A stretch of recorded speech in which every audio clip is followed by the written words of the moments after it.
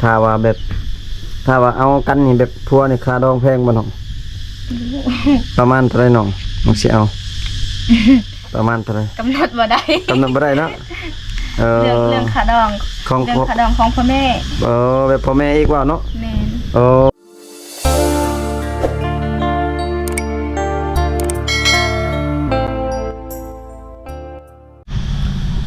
สบาย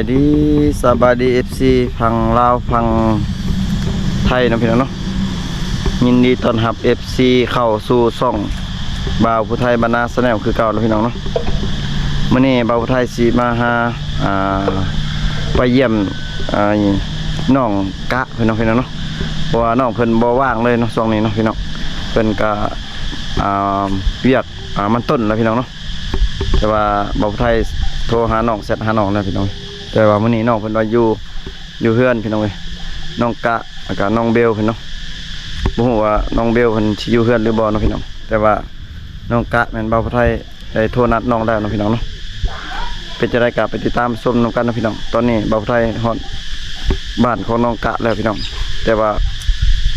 ไปเบิ่งน้องก่อนเนาะว่าอยู่เฮือนบ่เนาะพี่น้องเนาะสบายดี FC พังลาวพังไทยนะพี่น้องเนาะยินดีต้อนรับ FC เข้าสู่ช่องบ่าวผู้ไทยบรรณาแนลคือเก่าแล้วพี่น้องเนาะมื้อนี้บ่าวผู้ไทยสิมาหาไปเยี่ยมน้องกะพี่น้องเนาะเพราะว่าน้องเพิ่นบ่ว่างเลยเนาะช่วงนี้เนาะพี่น้องเพิ่นก็เวียกมันต้นแล้วพี่น้องเนาะแต่ว่าบ่าวผู้ไทยโทรหาน้องแชทหาน้องแล้วพี่น้องแต่ว่ามื้อนี้น้องเพิ่นว่าอยู่เฮือนพี่น้องเอ้ย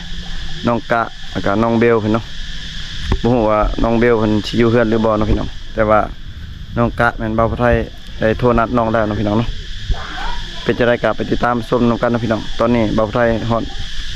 บ้านของน้องกะแล้วพี่น้องแต่ว่าไปเบิ่งน้องก่อนเนาะว่าอยู่เฮือนบ่เนาะพี่น้องเนาะก็พี่น้องตอนนี้เห็นน้องเบลเพิ่นยังเอาจะเป็นเอาลูกเลี้ยงหลานสบายดีน้องเบลสวัสดีเอาลูกเลี้ยงหลานนี่นะเอาลูกกับใครได้ว่าไปเมื่อคืนนี่มีลูกเลยไว้นี่เนาะแม่พี่น้องเพิ่นเอาหลานน้องแม่นลูกน้องเพิ่นว่าหยอกตุ๊ไปกินอยู่ไสเมื่อคืนอยู่บ้านไหนบ้านตัวนี้งานดองบ่เขาปลูกแคน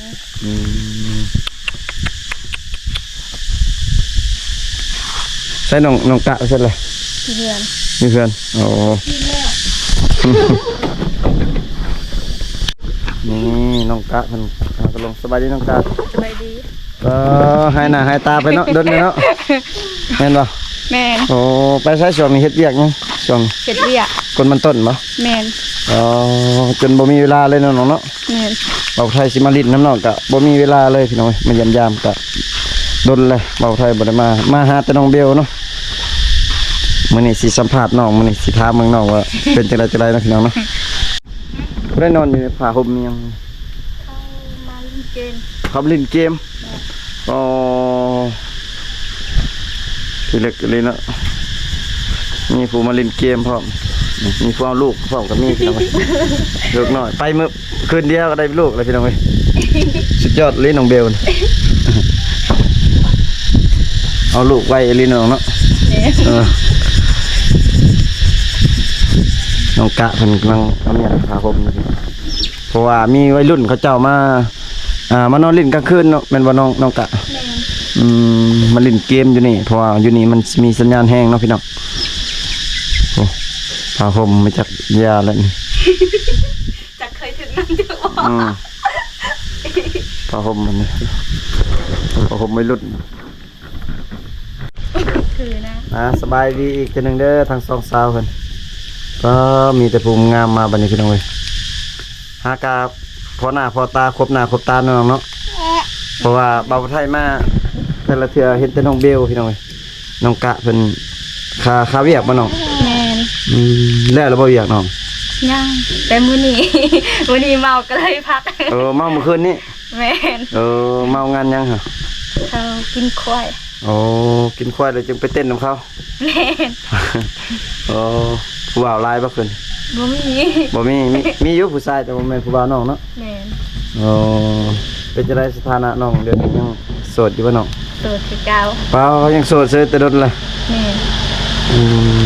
น น้องเบลด้วยสะยังโสดคือเก่าบ่น้อง บ่โสด โสดคือเก่าเนาะพี่น้องเพราะว่าเป่าไทยก็ดนแล้วบ่มาเนาะพี่น้องเนาะก็บ่ได้มาดนก็ยังโสดคือเก่าเพิ่นน่ะเนาะพี่น้องเนาะสองสาวเพิ่นพี่น้องอันนี้ลูกนี่ ได้กับไผเลย ลูกบ่มีพอ ลูกบ่มีพอแล้วโอ้เดี๋ยวลูกบ่มีพอแล้วบัดนี้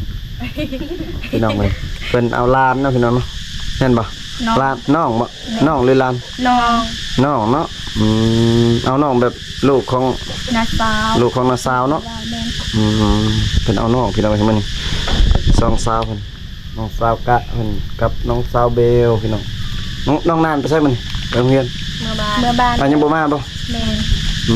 น้องนานยังบ่มาเนาะแต่มื้อนั้นบ่ไปส่งมื้อนั้นบ่ แม่น ยังบ่มาเลยพี่น้องน้องเบลแล้วกดมัน ยัง ยังบ่เบิดบ่ตัวสุอาไปก่อนเนาะ เบิดแล้วแต่ เบิดแล้วขายได้จักรถล่ะ 3 รถ ได้3รถแล้วโอ้น้องกะได้สาได้จักรถแล้วมันต้น 6รถแล้วโอ้ได้หลายเลยเนาะได้หลาย6รถก็เงินน้อยเนาะ แม่น คืออ้ายไปกดมือว่านนี่ก็3รถดิบิโลเต็มก็ได้แต่เงินน้อยเดียวนึงบ่มันเสียดายมันบักหลายๆน้องเบลคือใช่ว่าแม่บ่สบายบ่มันน่ะ แถว เจ็บแค่บ่สบายเศร้าหรือบ่ใครๆเนี่ยบ่เรือนี่ ไป เด้ นี่ ใครเนี่ยบัดนี้พอน้องเบลก็พอน้องกะก็เป็นไข้เนาะเนาะ แม่น คือช่วงบาวไทยมาช่วงหนึงเนาะพี่น้องก็บ่เห็นน้องกะเนาะแต่ได้ยินพี่น้องเพิ่นว่าพอน้องเพิ่นบ่สบายเนาะพี่น้องเศร้าเลยติน้อง ยังอยู่เดี๋ยวนี้หั่นได้ แม่น โอ้นอนอยู่เฮือนบ่เด้อ แม่น ไปกินยาใส่อยู่บ่น้อง กินแต่มันบ่เศร้า อ๋อกินยาแต่บ่เศร้าให้เจ้าน้องแล้วหรือบ่ ยัง ยังบ่ได้ฮือซ้ำ ยังบ่ได้ฮือ อ๋อ ยังบ่ทันได้ฮือ จุดแล้วเนาะ จุดแล้ว อันน่ะน้องอันคันว่ามีแบบผู้มักแบบอันนี้สิแต่งงานแบบสิเอาเป็นเมียนี่เจ้าพร้อมอยู่บ่น้องกะพร้อมอยู่บ่พร้อมแต่งบ่แต่งได้บ่แบบนี้ซั่น บ่ฮู้คือการเพราะบ่มีไผเห็นอีหยัง แต่ว่าถ้าว่ามีผู้เอานี่แสดงว่าน้องอยากให้เขามาอยู่นำบ่หรือว่าน้องไปอยู่ ให้เขามาอยู่นั่น ให้เขามาอยู่นำสิเอาผัวมาอยู่นำเนาะ แม่น อ๋อถ้าว่ามีผู้มักเนาะน้องเนาะ แม่น เพราะว่า บ่มีไผเฮ็ดเวียกพ่อก็บ่สำบายตลอด เอาถ้าว่ามีผู้มักก็สิเอาแบบผัวมาอยู่นำเนาะน้องเนาะ แม่ แบบบ่อยากไปอยู่นำผัวว่าซั่นเนาะคือกันกับน้องเบลเลยน้องเบลเนาะน้องเบลกับปะแม่ว่าได้น้องเบลแม่นบ่น้องน้องเบลก็คือกันเลยความคิดของพระเจ้าสองคนเนาะพี่น้องเนาะถ้าเอาผัวเอาลูกเอาผัวก็สิอยากให้ผัวมาอยู่นำเนาะพี่น้องเพิ่นอยากให้ผัวมาอยู่นำมาเบิ่งแยงเนาะพี่น้องถ้าว่าเอากันนี่แบบผัวนี่ค่าดองแพงบ่น้องประมาณเท่าไหร่น้องสิเอาประมาณเท่าไหร่ กำหนดบ่ได้ กำหนดบ่ได้เนาะเรื่องขาดอง ของ เรื่องขาดองของพ่อแม่ แบบพ่อแม่อีกว่าเนาะ แม่น แบบพ่อแม่ว่าเนาะ แม่น น้องเบลคือกันบ่น้องเบลคิดว่ายันว่าถูกใจกับผู้บ่าวแบบร่วมกันเลยยาวลายเด้อสิบ่แม่นเนาะพ่อแม่เป็นผู้บ่าวเนาะ เขาบ่มีสิทธิ์ แบบพ่อแม่เป็นผู้บ่าวเนาะ แม่น พี่น้องเพิ่นว่าพ่อแม่เป็นผู้เว้าพี่น้องบ่มีสิทธิ์เพิ่นว่าแต่ว่าเฮ็ดพี่น้องมีวัวมีควายแน่นอนเนาะ บ่มีควายมีแต่งัว งัว กินง่วนแล้วเนาะมันยังร้านหน่อยเห็นยังเล่นยังเล่นโทรศัพท์เจอน้องเบลหลักยิ้มอีกพี่น้องน้องเบลน้องกะมายังไงก็ยังงามคือเก่าพี่น้องแต่ว่าบ่าวผู้ไทยกะบ่มีเวลาแน่พี่น้องเอ้ยบางทีน้องว่างกับบ่าวผู้ไทยก็บ่ว่างเนาะแต่ว่าส่วนหลายเป็นน้องๆแหละบ่ว่างเนาะน้องๆเพิ่นเขาเจ้าออกสวนเนาะพี่น้องเอ้ยอาชีพหลักมันอยู่หัวอยู่สวนบ่ได้พี่น้องสิน้องกินข้าวแล้วบ่น้อง ยัง บ่กินข้าวบ่คือบ่กินอยู่กินนี่ จังจะเฮ็ดกิน อืม ยังเป็นเบียร์ ยังมึนเบียร์อยู่กินบ่ลงเนาะอยากเอามาแนวกินเนินบ่มีหายังบ่มีมีแต่ปิ้งๆนะครับปิ้งตับกะแห้งๆยังบ่เอาซ้ำเอาแต่ปิ้งไก่ปิ้งหยังมื้อนี้สิน้องสิไปไสต่อน้อง ฮะ สิน้องสิไปไสต่อจังมื้อนี้ นอน แสดงว่านอนเลยมื้อนี้เนาะนอนเบิดมื้อน อนอยู่ น้องเบลได้ซะ นอน นอนเอาร้านเนาะเอาน้องนี่เขาจะมาเอาบ่จังนั้น แม่ลา แม่เราเฮ็ดหยัง เฮ็ดของหมู โอ้แสดงว่าน้องเอาสัวข้าวซื่อ แม่ ๆจังนั้นมันเขาจะมาเอาคืน แม่ อ๋อ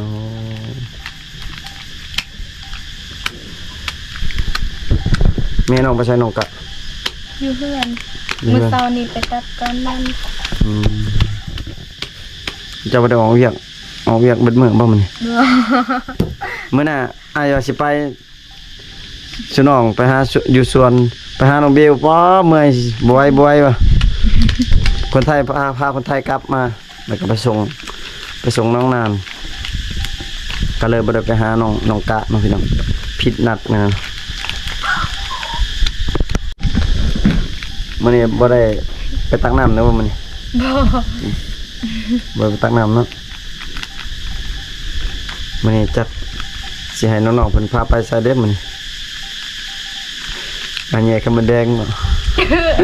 บ่ไหวมันก่อนนี่ มันมันแดงกัดเนาะบ่ไหวดอก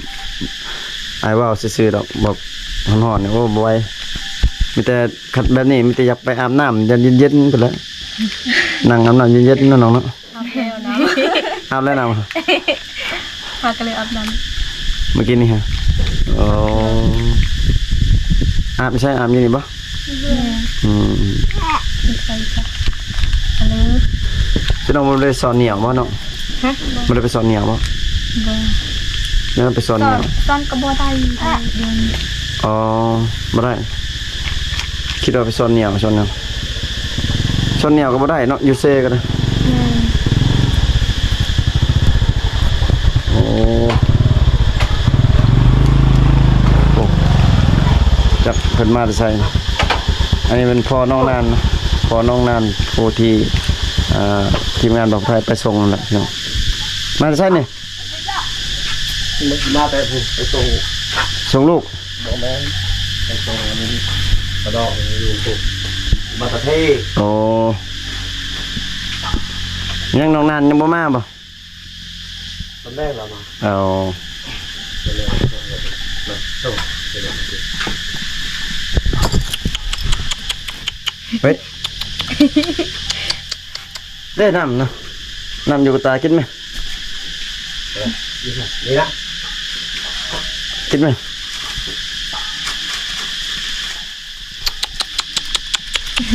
ขอน้องนานคือเอาหน่อยเดียวน่ะใหญ่มากก็งามคือขึ้นสาวคือเอื้อยด้วยนี่งามคือน้องงามทั้งคือทั้งซองเลย อันนั้นของ เนาะชื่อนั่นก็ชื่อนะ จีน่า จีน่าโอ้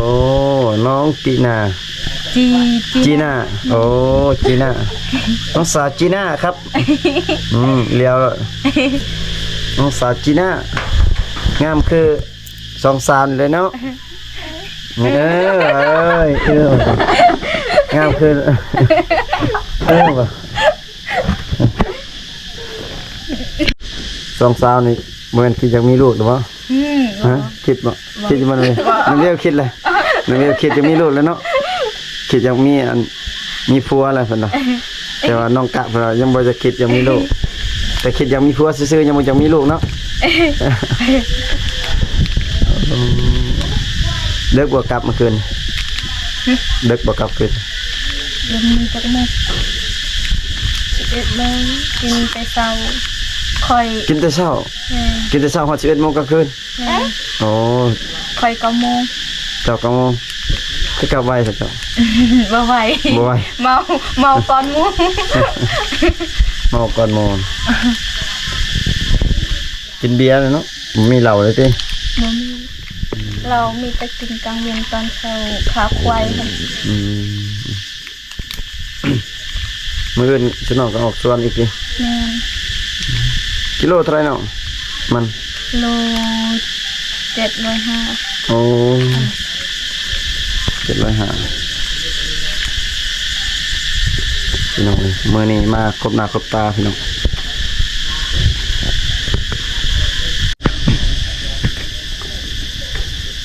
เมื่อคืนนี่บ่มีอันผู้บ่าวมันมาลมติอยู่เฮือน บ่มี อืมไผมาส่งมาหับน้องไปพุ่น ไปเอง ไปเองไปเองเมื่อเองนักเลงพอ ไม่หรอ ไปเองกลับเองพี่น้องนักเลงพอเป็นนะแบบยังโสดเนาะบ่มีผู้ใดยังห่วงเนาะ แม่น เอาก็ต้องได้ไปเองมาเองพี่น้องแต่ว่าน้องเบลนี่กลับดึกบางทีต้องมีผู้มาส่งนี่เมื่อคืนน้องเบล หมู่ผสม หมู่มาส่งสาวงามทั้งซองบ่มียังบ่มีผู้บ่าวพี่น้องยังโสดเนาะก็เงิดอยู่พี่น้องบ่มีผู้บ่าวเป็นย้อนเขาเจ้าเลือกแล้วบ่ บ่ได้เลือก บ่เลือกมันคืองามอยู่คือบ่ได้ซะ แต่เขาบ่มักเนาะ อ๋อบ่มักเฮ้ยบ่มัก มันสิอยู่นำกูมันมาอยู่แล้วนำมึง คนบางงามยังโสดได้เลยเนาะน้องหลาเนาะเจ้าเบิ่งแม่สิเจ้าเลี้ยวแม่สิเจ้าขนมเจ้าบ่ได้ขี้ร้ายเด้น้องเบลน้องเลี้ยวน้องบ่ได้ขี้ร้ายเด้ คันงามคือสิได้ผัวแต่ดนแล้วเนาะ เดี๋ยวญาติพี่น้องแซดหลายคนเบิ่งรถกวาดเบิ่งอยู่มันสิเจอกันบ่ฮอด5คน7คนกวาดเขาอยู่มันสิเจอนึงบ่ฮอด5คนนี่ปะบ่เหลือ อย่ากินนะ แซดหลายโพดพี่น้องเอ้ยก็เลยเพิ่นว่ายังโสดเนาะก็บ่ฮู้จักน้องๆตัวเบาไทยก็บ่ฮู้กันพี่น้องแต่ว่าว่าตามน้องๆแล้วน้องๆว่าโสดก็บ่โสดพี่น้องเอ้ยเนาะก็ว่าตามน้องแล้วพี่น้องก็เบาไทยก็บ่ได้ตัว FC เนาะก็ว่าไปความจริง ขนาดสุดแท้เนาะ แม่โสดแท้เพิ่นก็พร้อมเปิดโตเพิ่นน่ะถ้ามีคนคบนี่พร้อมอยู่บ่เปิดโต ท้อง พร้อมขึ้นสถานะพร้อมเมื่อกี้ แม่น ตอบแชทไว้พร้อม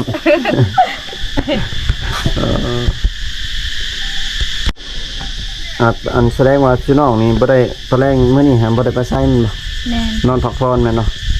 แต่ว่าบ่ได้พักผ่อนซ้ำ บ่ได้ บ่ได้พักผ่อนซ้ำเพราะว่าอ้ายมากวน พี่น้องเพราะว่าน้องว่าพักผ่อนเนาะแต่ว่าบ่าวไทยเสร็จหาน้องว่าสิมาหาน้องเนาะก็น้องเพิ่นว่าว่างก็เลยมาหาน้องๆพี่น้องเนาะคลิปนี้ก็สิบ่มีหยังหลายเนาะพี่น้องก็มาทักทายมาถามน้องมาพอให้ FC คิดฮอดพี่น้องเนาะเพราะว่าบ่าวไทยบ่ได้มาหาน้องกะนี่ก็ดนแล้วพี่น้องเอ้ยเนาะแต่ว่าเห็นแต่ซาเบลอยู่เฮือนเนาะเห็นแต่น้องเบลแต่บ่เห็นน้องกะเพิ่นพี่น้องก็บ่าวไทยก็สิมาทักทายพอให้ FC คิดฮอดนะพี่น้องมื้อนี้ก็บ่าวไทยก็สิมาถามสำนี้ก่อนพี่น้องเอ้ยเนาะฝาก FC กดไลค์กดแชร์นะพี่น้องกดติดตามทางช่อง YouTube บ่าวผู้ไทยบรรณา Channel นี่เด้อพี่น้องเด้อเนาะสำคัญก็ฝากเป็นกำลังใจให้น้องๆทั้งสองเลยล่ะพี่น้องเพื่อให้น้องๆเพิ่นมี FC หลายๆเนาะพี่น้องแต่ว่าน้องกะนี่ก็ดนแล้วบ่ได้มาถ่ายน้องเนาะพี่น้องเนาะก็บ่าวไทยก็สิขอปิดคลิปเลยพี่น้องเอาบ๊ายบาย FC แน่น้องบ๊ายบายโอ้ยงามคือเก่าพี่น้อง